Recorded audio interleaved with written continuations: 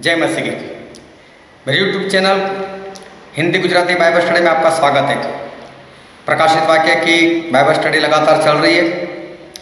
परमेश्वर के ज्ञान में बढ़ते चलो, साथ में बेल आइकन टच करो ताकि जैसे मैं नए नए वीडियो बना कर रखूँ उसकी नोटिफिकेशन आपको तुरंत मिल जाएगी। मसीह का विरोधी एंटी क्राइस्ट वो अपना काम कब शुरू कर पाएगा, वो कब अपने आप को वो प्रकट कर पाएगा। प्रकाशित वाक्य उसका 7वां अध्याय और 3रा वचन में पढ़ता हूँ। जब तक हम अपने परमेश्वर के दासों के माथे पर मुहर न लगा दें तब तक पृथ्वी और समुद्र और पेड़ों को हानि न पहुँचाना। ये हानि पहुँचाने वाले जो है वो मसीह के विरोधी के लोग हैं। वो इससे पहले हम देख चुके हैं। और ये जो मुहर लगाने वाले हैं वो तो पवित्र आत्मा है जो परमेश्वर के दासों के ऊपर अपनी मुहर लगा रहे हैं। यह मसीह का विरोधी जो है उसको सन 34 में अपने आप को प्रकट करना था। सन 34 में उसको अपना काम शुरू करना था। ये जानने के लिए मेरे यूट्यूब चैनल को सब्सक्राइब करो ताकि ये वीडियो जैसे रखो वैसे आपको उसकी नोटिफिकेशन मिल जाएगी। तो उसको सन 34 में उसको अपने आप को प्रकट करना था। लेकिन बाइबल में हम पढ़ते हैं 2 थिस्सलुनीकी उसका 2 अध्याय और उसके पहले वचन से मैं पढ़ता हूँ। हे भाइयों, अब हम अपने प्रभु यीशु मसीह के आने और उसके पास अपने इकट्ठे होने के विषय में तुमसे विनती करते हैं कि किसी आत्मा या वचन या पत्री के द्वारा जो कि मानो हमारे ओर से हो, यह समझकर कि प्रभु का दिन आ पहुंचा है, तुम्हारा मन अचानक अस्थिर न हो जाए और न तुम घबराओ। किसी रीति से किसी के धोखे में मत न आना, क्योंकि वह दिन न आएगा जब तक धर्म का त्याग न हो ले और वह पाप का पुरुष अर्थात विनाश का पुत्र वो प्रकट ना हो। प्रभु सुखाना तब तक नहीं होगा जब तक ये विनाश का पुत्र मतलब कि मसीह का विरोधी खड़ा ना हो जाए। फिर लिखा है जो विरोध करता है और हर एक से जो परमेश्वर या पूज्य कहलाता है अपने आप को बड़ा ठहराता है। एंटी क्राइस्ट की बात की है, वो अपने आप को बड़ा ठहराता है, यहाँ तक कि वह परमेश्वर के मंदिर में बैठकर अपने आप को परमेश्वर प्रकट करता है। ये तो परमेश्वर के भवन में भी बैठने वाला है और अपने आप को परमेश्वर जाहिर करने वाला है। फिर लिखा है क्या तुम्हें स्मरण नहीं कि जब मैं तुम्हारे यहाँ था तो तुमसे ये बातें कहा करता था। पौलुस कहते हैं जब मैं तुम्हारे साथ था तो ये सारी बातें मैंने तुम्हें कही है। और आगे पढ़ते और अब तुम उस वस्तु को जानते हो जो उसे रोक रही है। इसका मतलब सन 34 में इसको प्रकट होना था, किसी ने रोक दिया। कोई है जो रोक कर रखा है कि वह अपने ही समय में प्रकट हो, वो अपने समय में प्रकट ना हो, इसलिए किसी ने उसको रोक लिया, ऐसा बाइबल में लिखा है।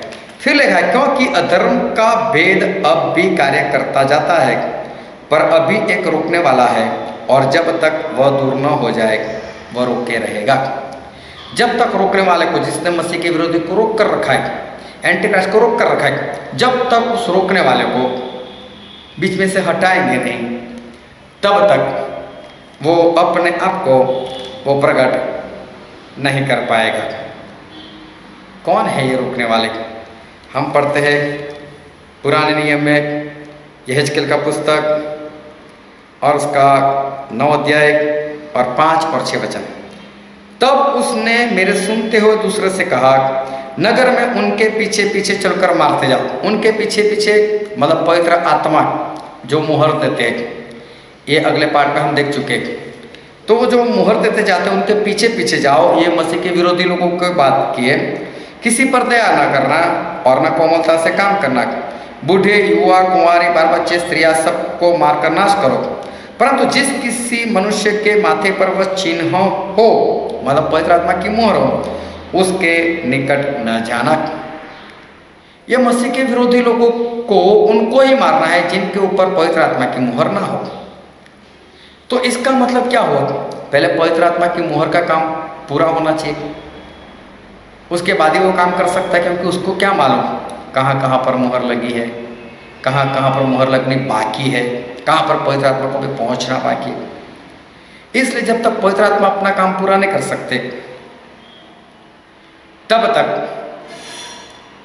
ये भी अपना काम शुरू नहीं कर सकता। और इसलिए फिर वहाँ पर लिखा है उसके 11वें वचन में, तब मैंने क्या देखा कि जो पुरुष सन का वस्त्र पहने हुए और कमर में दवात बांधे था, उसने यह कहकर समाचार दिया कि जैसे तूने आज्ञा दी है मैंने वैसे ही कर दिया। मतलब मैंने मेरा जो काम था वो मैंने मेरा काम पूरा कर दिया। मतलब पवित्र आत्मा ने मोहर लगाने का काम पूरा कर दिया।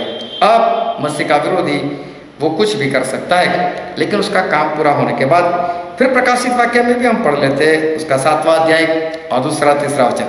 इसके बाद मैंने पृथ्वी के चारों कोनों पर 4 स्वर्गदूत खड़े देखे। वे पृथ्वी की चारों हवाओं को थामे हुए थे ताकि पृथ्वी या समुद्र या किसी पेड़ पर हवा न चले। ये हम अगले पाठ में देख चुके हैं कि ये एंटीक्राइस्ट के लोग हैं।